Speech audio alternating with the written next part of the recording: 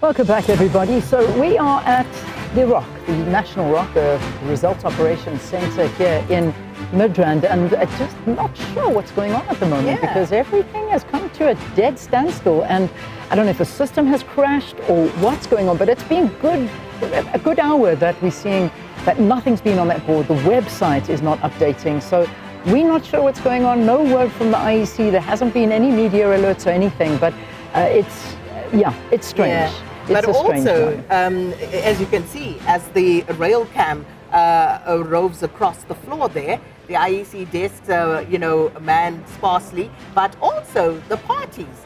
And usually, there would be much more activity. It's very quiet on the floor. Yeah. The trusted Freedom Front Plus, they are always there. No, they're still there. Yeah, no, go to. They're there. No matter what, you can speak to the Freedom Front Plus. They're there on the floor. And this is every election. Yeah. But apart from that, there are a few others. Maybe, Leanne, you will touch base with them Try and get in a short while. You see how everyone's feeling, because, I mean, this is a different... We have never been here as a country. We honestly haven't. In all of the elections that we've had, this is the very first time that people are sitting and looking and thinking, what is going to happen next? Because this is now pulling out handbooks, having a look, seeing, how do we do this? Now you've got to go in, and if we don't have a majority, and the president and the speaker and this, so it's a whole new ball game that's happening. We ended off by talking about identity politics and how perhaps the vote that we are seeing emerging has a lot to do with that. SK, I know you've got a lot to say on that, but that's why we interrupted you just before the break. Yes, I think the doc had just spoken about the CCC and then the Patriotic Alliance, how they've come to the fore. And then remember what the chairperson of the ANC said yesterday, and I know he was accused of all sorts of things, maybe because of the chairperson, when he basically said, even if you look at the surge that is happening, that is propelling the former president's party, where its strength is. I mean, you go to Mpumalanga, yes, there's diversity there as well, but it's strongly linked to the KZN people because of the relations, and then same thing here in Gauteng.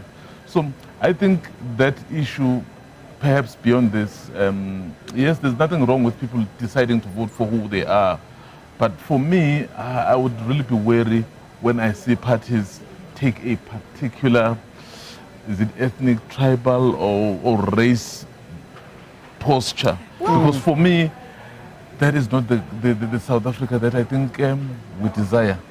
Perhaps not, Mzwandile, but no. You also have to be alive to the facts and people's lived reality. Colored communities have been saying for the longest time that they are marginalized, they are not seen, they are not heard. And of course, this is where the Patriotic Alliance, the Cape Colored Congress have basically come into their own. Sophie, if you look at what's been happening in the ANC as far as minorities are concerned, this question has been raging for a long time within the ANC and the marginalization of minorities. The last words of the former Deputy Secretary General of the ANC, Jessie Dhawraj, she warned the African National Congress on issues of the minorities. Do you remember? I do. I think the main issue even today, when people are talking about Jessie Dhawraj, it's that warning that it feels like ANC is regressing. It didn't only regress in terms of minorities, but also in relation to women issues as well, much as women are dominating the voters' roll. Yes, in government, we have ministers, DGs, and all of that, but how long is this country going to wait for a woman to be in a powerful position, not by being appointed by somebody, but election, because elections, you instill vote of confidence. So there are issues that I think the ANC will have to grapple with. And I think on the issue of the national question, when I spoke to Prof. Ibo Mandaza of Zimbabwe when he was at VEDS, in fact, that's what he said on the podium. He said the national question is going to be a key issue in these elections in South Africa. He even spoke about what's happening in Nigeria, saying that Nigeria has decided that when you go to elections, the president will be either this time around North and then this time around South, which is a problem not only in South Africa but on the continent. The issue of, sometimes using that view and voters going with that position. And I think he even mentioned that how come in 2024, after 30 years, the main issue as South Africa is going to elections, it's about who is African and why Africans in our country. So there are issues as the continent with, and they all come to one issue. Our leaders on the continent have failed us by not delivering prosperity to the citizens, and they sometimes lead to these issues. Okay. And of course, if you think about it in the South African context, at the dawn of democracy, there was a lot of talk about social cohesion and work that needed to be done around that because of our divided past. We understood that we needed to actively and pointedly deal with our differences. We look at our symbols, our national symbols, we talk about unity in diversity, and yet we seem to have paid lip service to it, and now it's expressing itself in election results. Dr. Ronesh? No, absolutely, I agree with you, Sophie. And if you take your minds back to 1994, what were the dreams, aspirations of all South Africans? We had the late Desmond Tutu as well, coining the term Rainbow Nation. I think, between 94 and 2024, these elections, I think the politicians have been distracted by internal and intra-party politics. They've taken their eye off the ball. And that's why we're seeing this new development that's actually transpiring from these elections. People are kind of being, pushed into one corner, pushed into another corner. If you just monitor social media, for instance, you can see, there are subtle race issues. Lines are blurred.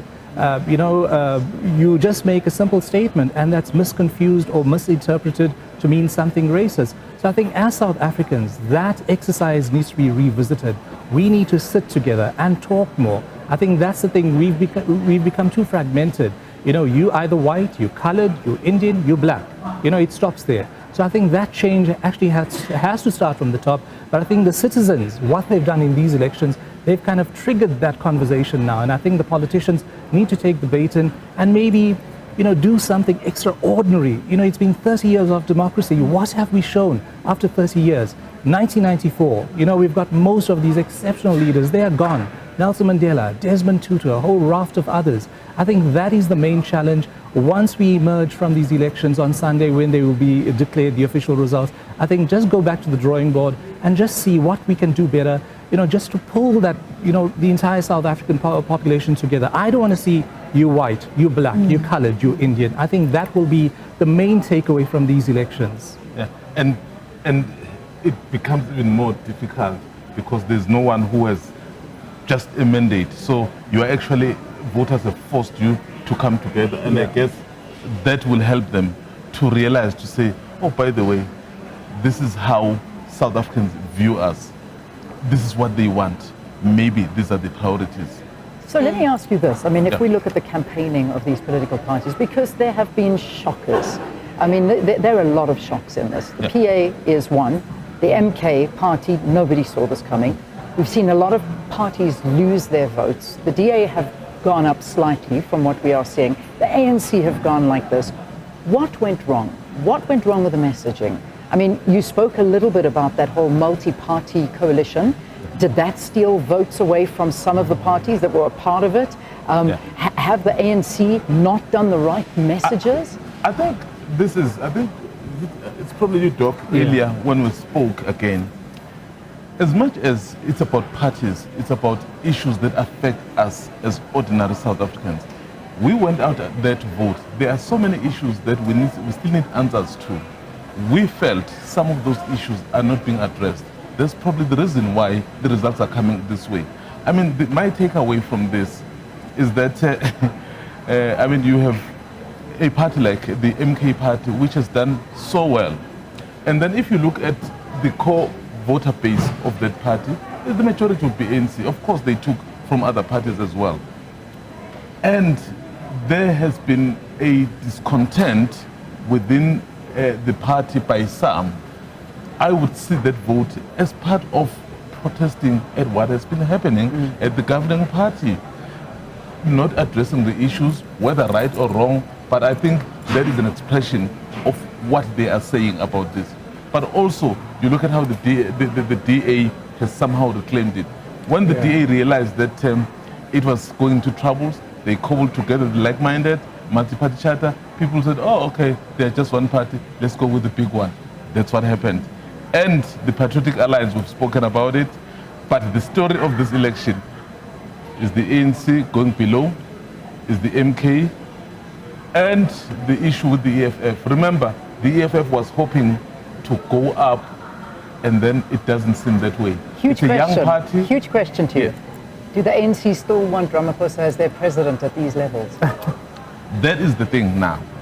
I said when we started, Leanne, the discussions will start. The fact of the matter, if you go and write the exam, we expect you to pass.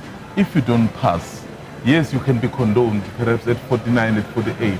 But if it's even lower than that, that's a fail. What's the pass rate in South Africa? 31? Well, 30%. we talk about the real pass. Don't look which at me is like 50. that, SK. You know what? I think as we talk about this now we have this picture. Perhaps we should also interrogate what Mbeje said in terms of the national dialogue. Did he see it coming? Because he said inclusive national dialogue. And here we are, because the coalition in other form, it's almost like that they will have to engage in dialogue. All right. To agree on where to from here. Quite a lot to talk about, as you say, the national dialogue being alluded to. There was also a mention made of amnesty for certain things, for certain people. Lots to talk about, and of course, these conversations will continue, as I said, over the next few weeks. Let's take a break. Of course, we'll bring you updated results as soon as we get them here, and we'll take you to a break and then start off with our news bulletin at 8 o'clock.